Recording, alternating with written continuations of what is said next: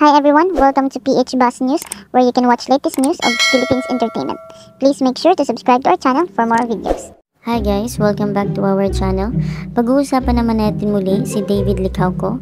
Napag-usapan nga natin sa ating previous vlog na meron ngang project si David kasama ang kanyang love team na si Barbie Fortesa na maging sino ka man.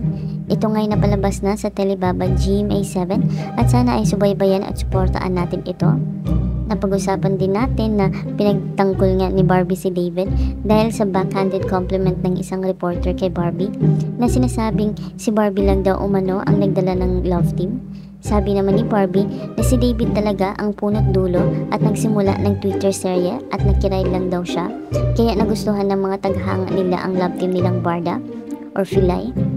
Simula nga na gumanap si David na Fidel sa Maria Clara at Ibarra ay sunod-sunod nga ang naging blessings ng binata, kaliwat kanan na endorsement at ngayon ay isang teleserye.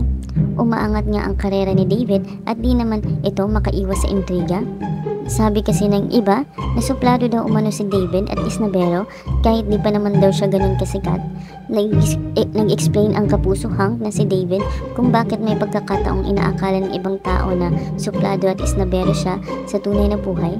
Paliwanag ng binata, ang pagiging tahimik daw niya ay may kinalaman sa kanyang health condition na tinatawag na sleep apnea. Sa mga hindi masyadong aware sa kanyang sakit na sleep apnea ay isang sleep disorder na tumitigil kung minsan ang paghinga ng tao, meron nitong habang siyang natutulog. Sabi ni David, plano na raw niyang magpa-opera dahil sa kanyang kondisyon pagkatapos ng primetime series nila ni Barbie Fortesa sa GMA7 na maging sino ka man.